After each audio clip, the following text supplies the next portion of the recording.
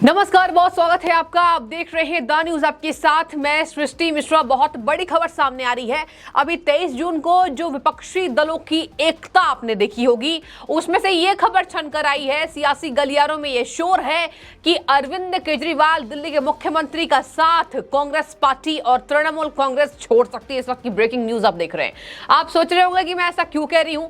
चलिए आज आपको समीकरणों को समझाते हैं किस तरीके से अरविंद केजरीवाल की बात उठ रही है। अरविंद केजरीवाल की जिद के वजह से और उनसे जो नाराज हुई पार्टियां हैं, अभी उनसे कांग्रेस पार्टी सबसे ज्यादा नाराज चल रही है। और देखिए, कांग्रेस का कद अभी बढ़ रहा है।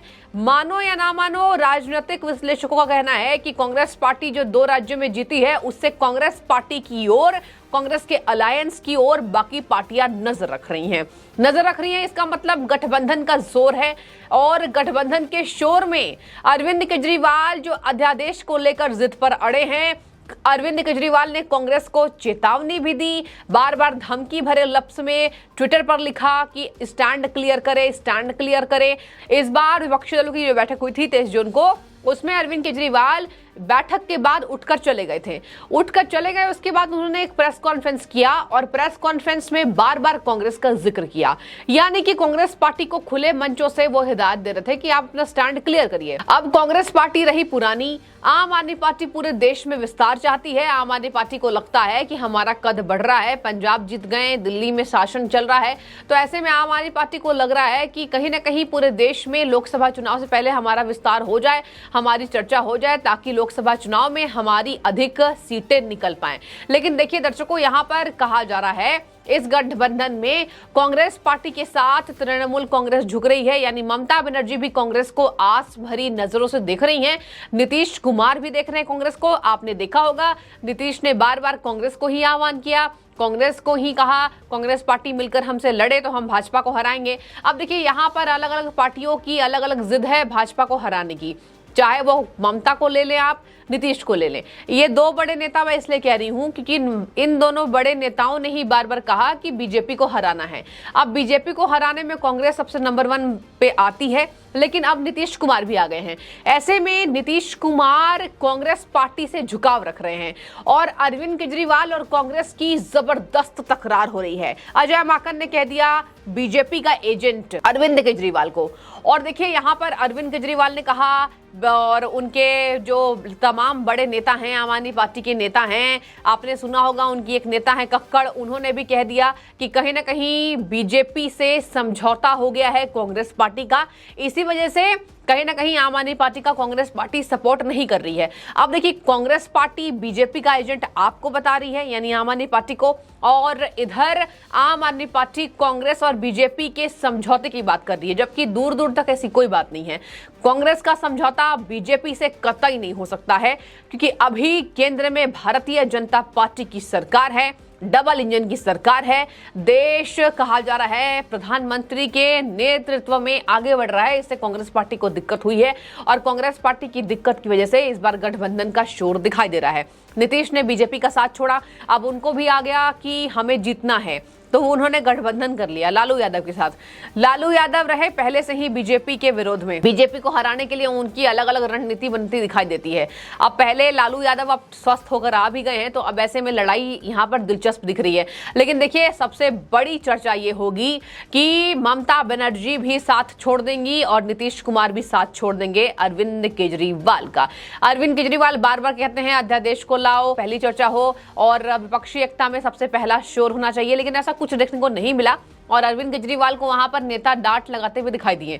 अरविंद केजरीवाल ने भी कांग्रेस को टोका और कांग्रेस में जब ये शोर हुआ तो उमर अब्दुल्ला ने केजरीवाल को टोका था। बैठक में ऐसी खबरें छनकर आई थी कि आपने क्या किया, धारा 370 जब जम्मू कश्मीर से हट रहा था तो आपने उसमें कोई रोक नहीं लगाया।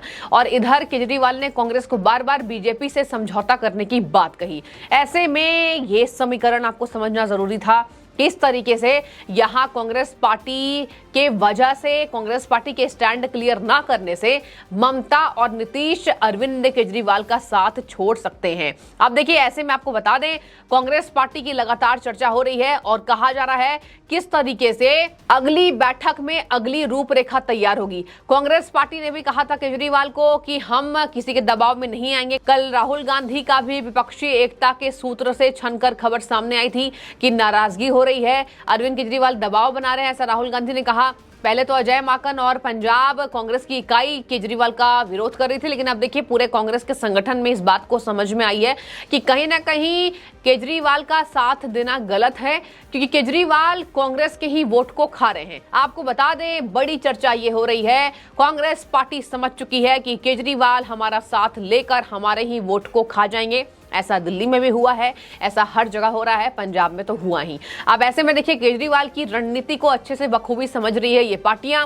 ममता बनर्जी जो पहले केजरीवाल के सपोर्ट में नजर आई, अब देखिए ममता बनर्जी को भी कांग्रेस पार्टी से ही सपोर्ट चाहिए। आपने उनके बयानों को सुना होगा, जहां जहां क्षेत्रीय दल मजबूत है वहां वहां मुझे कांग्रेस की जरूरत है, कांग्रेस पार्टी मुझसे ना लड़े। कांग्रेस ने कह दिया हम आपसे लड़ेंगे, जहां जरूरत पड़ी हम टीएमसी से घुसकर लड़ेंगे। कल के बीते दिन कांग्रेस पार्टी के एक नेता का बयान सामने आया था, आपको बता दें अधीर रंजन चौधरी जी का, जिन्होंने कहा था कि कहीं ना कहीं हम टीएमसी से लड़ेंगे, और ऐसी बात हमेशा ही कांग्रेस पार्टी कर रही है। ममता बनर्जी को कांग्रेस पार्टी ने दरकिनार किया है, ममता को कांग्रेस का सपोर्ट चाहिए, इसी वजह से कांग्रेस पार्टी के सपोर्ट की वजह से अरविंद केजरीवाल का साथ ममता छोड़ सकती है।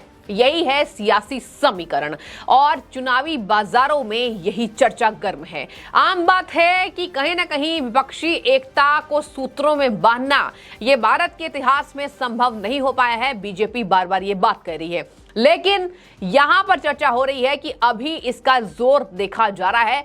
पार्टियां एक दूसरे को मनाने की कवायद तेज कर रही हैं। आपको जानकर हैरानी होगी कि अगली बैठक में भी चुनावी रणनीतियों पर ही चर्चा होगी, अरविंद केजरीवाल के मुद्दे को नहीं उठाया जाएगा, और यही वजह है कि कांग्रेस की बैठक में ये बातें छनकर आई है। राजनीतिक विश्लेषकों का भी मानना है कि कहीं ना कहीं पटना में राजनीतिक पार्टियों के गठबंधन को राहुल हर हाल में आगे ले जाना चाहते हैं। वरिष्ठ पत्रकार और राजनीतिक जानकार रजनीश सहाय कहते हैं राहुल गांधी ने पिछले लोकसभा चुनाव में अपने पुराने सहयोगी के साथ मिलकर नतीजे देख लिए। हालांकि अब राहुल इस चुनाव में नए सहयोगी के साथ मिलकर चुनाव में जाने की मजबूत योजना बना रहे हैं। आपको बता दें, यूपीए का भी नाम बदलने की चर्चा हो रही है, पीडीए नाम रखा जाएगा, ऐसा चुनावी बाजारों में चर्चा है। अब देखिए यूपीए का नाम क्या बदलते हैं राहुल गांधी, देखने वाली बात होगी कांग्रेस पार्टी। लेकिन यहां आपको बता दें कि यूपीए का नाम अगर बदला जाएगा अलायंस का, तो उसके बाद तैयारी भी वैसी होगी, उसी तरीके से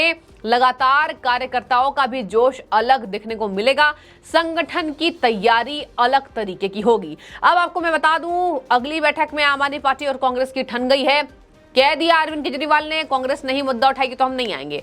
अब केजरीवाल अगर नहीं आते हैं तो ममता बनर्जी भी नहीं मनाएंगी, क्योंकि ममता को कांग्रेस चाहिए, नीतीश को कांग्रेस चाहिए। आपको बता दें, कांग्रेस के वोटों पर अरविंद केजरीवाल की नजर होने की वजह से कांग्रेस पार्टी ने इनको दरकिनार कर दिया है। अंतिम अपडेट में आपको देती चलूं, कांग्रेस की बैठक में कौन कौन से मुद्दे उठे मैं आपको बता देती हूं। कांग्रेस के बैठक में मुद्दे उठे कि कहीं ना कहीं गठबंधन के अलावा और भी कई ऐसे मुद्दे हैं जिस पर चर्चा की गई। इसमें तेलंगाना समेत अन्य राज्यों में चुनाव की रणनीति तय की गई है, और इस दौरान तेलंगाना के पूर्व मंत्री और 5 बार के विधायक जेपी के राव, पूर्व सांसद पोंगुलेटी, श्रीनिवास रेड्डी समेत राज्य के 3 दर्जन बड़े प्रमुख नेता कांग्रेस शामिल हुए।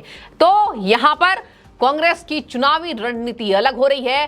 कांग्रेस ने कह दिया हम चुनावी पर चर्चा करेंगे, चुनावी राजनीति पर चर्चा करेंगे, न कि अध्यादेश पर। तो देखिए, केजरीवाल को दरकिनार कर दिया गया है। अगली बैठक में केजरीवाल जाते हैं या नहीं, उनको अभी समर्थन चाहिए, दिखने वाली बात होगी। यहां पर फायदा उठाने के लिए केजरीवाल पहुंचते हैं या नहीं, फिलहाल तो यहां पर स्थिति शून्य नजर आ रही है। नीतीश कुमार भी साथ छोड़ सकते हैं, ममता भी छोड़ सकती हैं। चुनावी बाजारों में चर्चा आम हो गई है। तो आपको मैंने विस्तार से बता दिया, आपकी जो भी राय हो रखिए, और द न्यूज से जुड़ने के लिए आपका हर बार की तरह धन्यवाद।